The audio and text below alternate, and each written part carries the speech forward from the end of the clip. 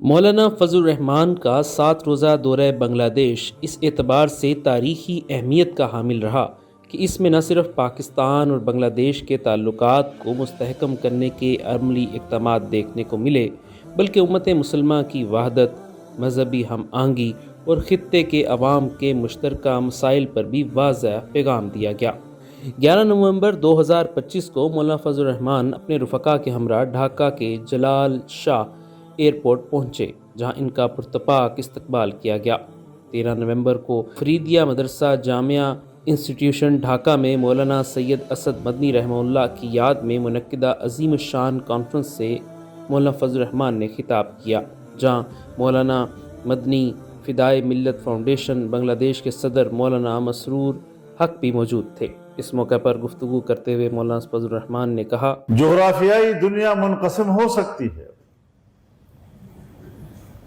لیکن ایک روحانی دنیا بھی ہے جو کبھی تقسیم کو قبول نہیں کرتی۔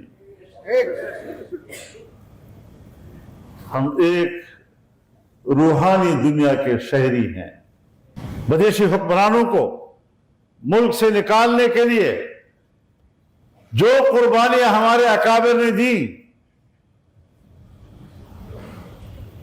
50,000 سے زیادہ بیک وقت علماء کرام کو کہیں توپوں سے اڑا دیا گیا، کہیں پر ان کو سولیاں چڑھا دیا گیا، درختوں پہ لٹکا دیا گیا، اور ایک انگریز کہتا ہے کہ میں موجود تھا، جس کو بھی ہم نے توپ کے سامنے کھڑا کیا پہلے اس سے صرف خفیہ طور پر پوچھا، اتنا لفظ کہہ دو کہ اس تحریک آزادی سے میرا کوئی تعلق نہیں تھا۔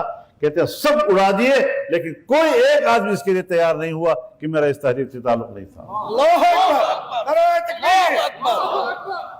15 نومبر کو مولانا فضل الرحمان نے سہروردی گراؤنڈ ڈھاکہ میں عالمی ختم نبوت کانفرنس کے لاکھوں کے مجمع سے خطاب کیا، جہاں پر عقیدہ ختم نبوت کے مسئلے پر گفتگو کرتے ہوئے مولانا فضل الرحمان نے کہا، اور آج ختم نبوت کے عقیدے کے عنوان سے آپ کو اس اتحاد و اتفاق کا ایک منظر نصیب ہوا ہے۔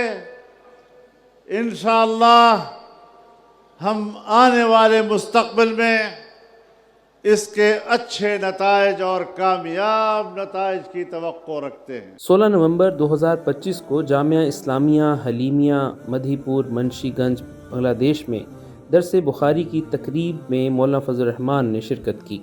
اس تقریب کے موقع پر مولانا فضل الرحمان نے گفتگو کرتے ہوئے کہا، اب جو اللہ کا دین بیان کرے گا اس پر امتحانات آئیں گے، اس پر تہمتیں لگیں گی، تاکہ معاشرے کے سامنے وہ مشکوک ہو جائے۔ آج کل مولوی صاحب کو نشانہ بنایا جاتا ہے، قرآن و حدیث کو تو نشانہ بنا نہیں سکتے۔ اس سچ کا تو ان کے پاس کوئی جواب نہیں ہے۔ اس پر کوئی تہمت لگے گی، خود ان کا منہ کالا ہو جائے۔ تو معاشرے کے لیے اس کو ناقابل قبول بنانے کے لیے جو لوگ اس کا تحمل کرتے ہیں، جو اس امانت کو اٹھاتے ہیں، جو اس کا علم حاصل کرتے ہیں، علماء کہلاتے ہیں، ان کو نشانہ بنایا جاتا ہے اس قسم کے الزامات کا۔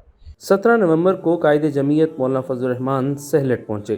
سہلٹ پہنچنے پر اہل سہلٹ نے سہلٹ ایئرپورٹ پر مولانا فضل الرحمان کا تاریخی استقبال کیا، جہاں سب سے پہلے مولانا فضل الرحمان نے جامعۃ الخیر الاسلامیہ کے نو تعمیر شدہ کیمپس کا دورہ کیا۔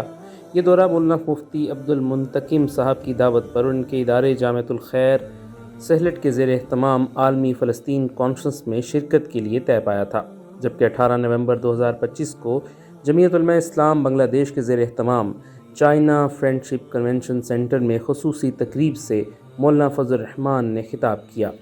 اس موقع پر گفتگو کرتے ہوئے آپ نے کہا، ہم خود اعتمادی کی زندگی گزارنا چاہتے ہیں۔ اگر ہم اس دنیا کے ساتھ دوستی اور محبت اور رواداری کی زندگی گزارنا چاہتے ہیں تو کیا مسلمان آپس میں اخوت اور برادری کی زندگی نہیں گزاریں گے؟ اگر ہم پوری دنیا کے ساتھ عزت و احترام کی زندگی گزارنا چاہتے ہیں تو کیا پاکستانی اور بنگلہ دیشی آپس میں بھائی رہ کر زندہ نہیں رہ سکتے؟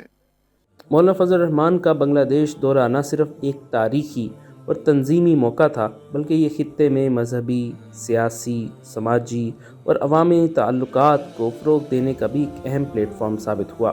اس دورے کے دوران ڈھاکہ، سیلٹ اور دیگر شہروں میں منعقدہ اجتماعات اور ملاقاتوں نے نہ صرف عوامی ربط مضبوط کیا بلکہ امت مسلمہ کی وحدت، بین الاقوامی تعاون اور مذہبی ہم آہنگی کے پیغام کو بھی اجاگر کیا۔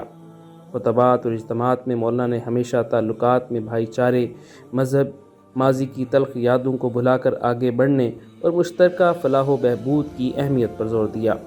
یہ دورہ یہ بھی واضح کرتا ہے کہ مذہبی اور عوامی قیادت خطے میں مثبت تبدیلی اور اجتماعی مفاد کے لیے کس طرح مؤثر کردار ادا کر سکتی ہے۔ میسج ٹی وی نے دورہ بنگلہ دیش کا اعلان کر دیا۔